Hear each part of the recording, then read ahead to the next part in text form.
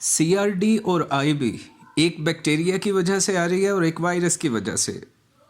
CRD सांस की तकलीफ परिंदे में शुरू हुई तो ये बैक्टीरिया की वजह से, माइकोप्लाज्मा जिसे बोलते हैं। सांस की बीमारी बर्ड को आईबी की वजह से आ रही है तो ये वायरस का दबाव है। अब एक सूरत में बैक्टीरिया हमलावर हो रहा, दूसरे में वायरस। इसे समझने की ज़रूरत है। अक्सर हम यहाँ पर ना समझने की वजह से अपनी ज़ाहिरी इलामात जो हमारी तशख़ीस में हम इस्तेमाल अक्सर करते हैं छोटे बड़े पैमाने पे, उसमें गलत फहमियों का शिकार हो जाने से हम अपने बर्ड ज़ाया कर लेते हैं।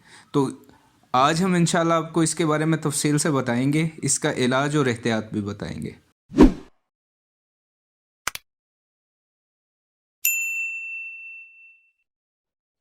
अस्सलाम वालेकुम व्यूअर्स, उम्मीद करता हूँ कि आप सब लोग खैरियत से होंगे।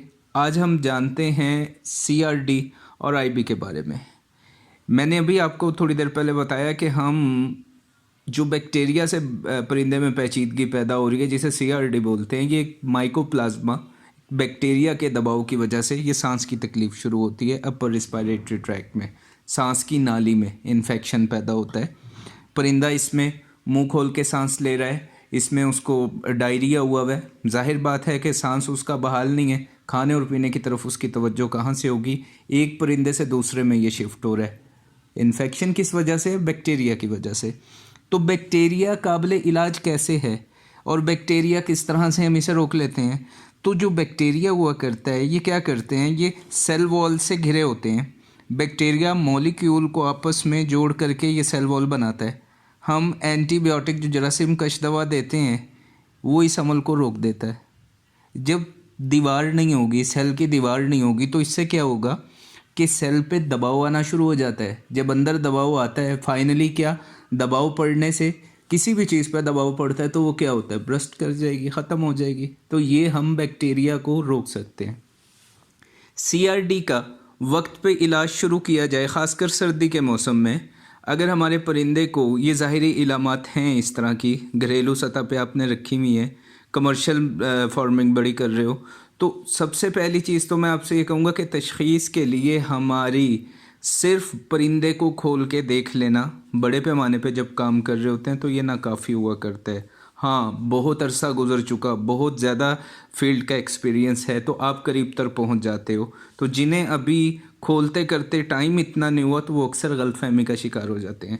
तो बेहतरीन हल क्या है कि अब हमारे पास आजकल सहूलत मौजूद है, माइक्रोस्कोपिक एग्जामिन कर सकते हैं, आरटी ट्रैक का हम कल्चर करा सकते हैं बर्ड का, सारी सहूलत मौजूद है। तो हम फ़ौरन से ये अपना मुतमईन हो जाते हैं कि ये वायरस से नहीं है, यानी आईबी नहीं है, ये हमारे परिंदे को सीआरडी है, बैक्टीरिया से। फ़ौरन दवा शुरू करेंगे और हम बैक्टीरिया को रोकने में, बढ़ने में कामयाब हो जाएंगे। कम से कम नुकसान में जान छूट जाएगी।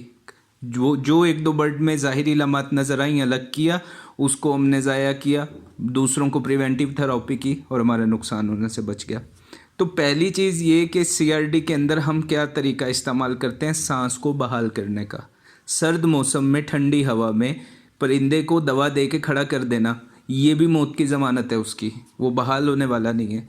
हमने इंजेक्शन लगाया सांस को बहाल करने के लिए, और इस बैक्टीरिया को, जो अभी आपको मैंने बताया कि इसकी सेल वॉल जो है, इसकी हम जो ये बना रहे हैं अपनी, इस दीवार को ब्रस्ट कराने के लिए हम उसे इंजेक्शन लगा रहे हैं, एंटीबायोटिक दे रहे हैं, डॉक्टर ने जो तजवीज़ की वो दे रहे हैं। तो इसके साथ पूरी भरपूर मुआवनत परिंदे की फ़ौरन रिकवरी के लिए आपको उसे गर्म जगह पे रखना है। और गर्म जगह पे जब रखेंगे तो साथ में इस चीज़ का भी ख्याल रखना है कि वहाँ पे नमी का तनासुब कम नहीं हो। अगर नमी का तनासुब बहुत गर्म जगह पे परिंदे को रख दिया, नमी वहाँ पे ज़्यादा हीट होने की वजह से 35 से 40% थी, तो ये सांस की नाली में इन्फेक्शन पैदा हुआ है, ये उसको और ज़्यादा उभार देगा, बर्ड हमारा रात में एक्सपायर हो जाएगा। उस वक्त ठीक हुआ 10-15-20 मिनट के लिए कि उसने अपने थोड़ा सा वक्फा डाला, जो सांस की तकलीफ़ उसे हो रही थी, रात को वो एक्सपायर हो गया। तो हमें ये काम करना है। कमर्शियल लेवल पे अगर हम काम कर रहे हैं तो जैसे पहले अर्ज़ किया कि हम इसको इन्वेस्टिगेट कर लें। इन्वेस्टिगेट करने के बाद पीने के पानी को सबसे पहले इस टेम्परेचर पे लाओ जो बर्ड का अपना बॉडी टेम्परेचर होता है, क्योंकि आपका जो बाकी फ्लॉक सेहतमंद है वो पानी का टेम्परेचर ऐसा सर्दी के मौसम में हो जो परिंदे को ठंडा ना लगे, ये उसकी एक तरह की मदद करता है, उसको उसकी हौसला अफजाई करता है पानी पीने के लिए। और फिर हम उसमें दवा शामिल करें। अगर पानी ठंडा होगा, अब मुझे 10 मिलीग्राम कोई एक एक्टिव सॉल्ट देना अपने बर्ड को, और मेरे पास 10,000 बर्ड हैं, मैंने टैंक में उलट दिए डब्बे, ब्रॉयलर है या कोई भी है, पानी बना के उनको दे दिया। अब बर्ड की वहाँ पे इनटेक उसका है नहीं है पूरा। हमने देखा कि हमारे बर्ड का 240, 230, 300 ml, 350 ml जितना भी उसका उम्र की और ब्रीड के हिसाब से वाटर इनटेक है, उसके हिसाब से हम उसे दवा दे रहे हैं। बीमारी में या सर्दी में या स्ट्रेस में वो पानी कम पीता है, तो क्या हुआ कि दवा जो पानी में दी थी वो उस तक कम पहुंची, काम फिर भी नहीं होगा। तो इसलिए पानी का दर्जा हरारत यकीनी तौर पे नीचे लाना है। दूसरी चीज़ जान लेते हैं आईबी की।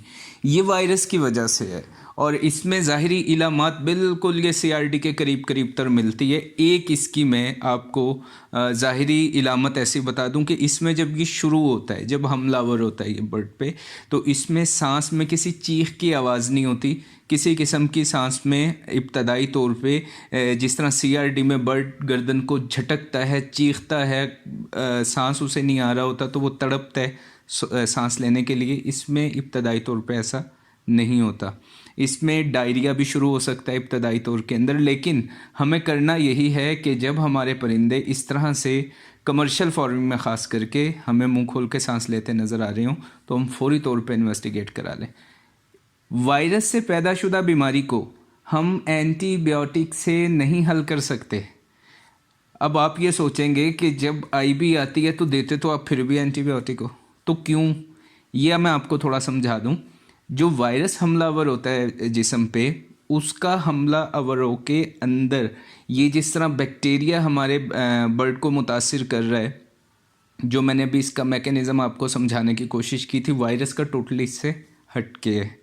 उसने क्या करना है, उसने आपके अंदर, आपके ही जिस्म के जो बर्ड के हमारे अंदर जो उसके सेल हैं, उसी से ही उसने मल्टीप्लिकेशन करानी है। और वो इतना पेचीदा है कि अगर हम उस दौरान एंटीबायोटिक उसको दे रहे हैं और दबाव बढ़ा रहे हैं तो एंटीबायोटिक के फ़ायदे बिल्कुल हैं, ज़्यादा हैं, नुकसानात भी हैं, उनसे कोई इनकार नहीं। लेकिन वायरस जब जिस्म में मौजूद हुआ करे और उस दौरान एंटीबायोटिक बेदरेग देना शुरू कर दें तो ये मुदाफ़ती निज़ाम को दबाता है और वायरस को ये शिकस्त देने के लिए ज़रूरत एंटीबायोटिक की नहीं, मुदाफ़ती निज़ाम की है। तो पहली चीज़ तो इस तरह के बर्ड को अलग करके इन्वेस्टिगेट किया जाए और इस वायरस को देखा जाए कि आईबी कहाँ कहाँ असरअंदाज हो रहा है। तो ये बिल्कुल अपर और लोअर दोनों जगह पे ये सांस में आर्टरी ट्रैक्ट पे मुतासिर करेगा। तो हमें सांस को बहाल करना है, इसकी एक तकलीफ़ को कम करना है कि ये सांस ठीक ले, उसके लिए हमें दवा इस्तेमाल करना होगी। दूसरा काम हम क्या करेंगे, दूसरा काम हम ये करेंगे कि दर्जा हरारत जो हमारे सर्दी का मौसम है उसको बॉडी टेम्परेचर के साथ मैच करेंगे बर्ड की इस स्ट्रेस के दौरान, और तसल्ली करेंगे कि कोई परिंदा ऐसा ना रह जाए। बिस्तर को सैनिटाइज़ करेंगे अच्छे से और हम इंतज़ार करेंगे इस चीज़ का कि जो हमारे मुतासरा परिंदे हैं जिनको हमने लेबॉर्ट्री भेजा है, 10-12 घंटे में हमारे पास उसका रिस्पांस आ जाए और हम इसके ख़िलाफ़ कोई एक्शन करें। लेकिन इन सब से हटके जो करने वाला काम है वो ये है कि आपको वायरस से जितनी भी बीमारियां पैदा होती हैं, चाहे वो इसमें ये आईबी है, चाहे इसमें एनडी है, चाहे इसमें कोई और पेचीदगी पैदा कर रहा है वायरस, हमें उसकी वैक्सीन करते वक्त इस चीज़ का ख्याल रखना चाहिए कि वैक्सीन का कौन सा स्ट्रेन हमने दिया, वो बॉडी में एफिशिएंट था नहीं था, क्या वैक्सीन ठीक से लगी, क्योंकि किल्ड फॉर्म में अगर आप लगा रहे हो या लाइव कर रहे हो, दोनों सूरतों में ये चीज़ को आपने मुमकिन बनाना है कि वैक्सीन बर्ड को मिली कि नहीं।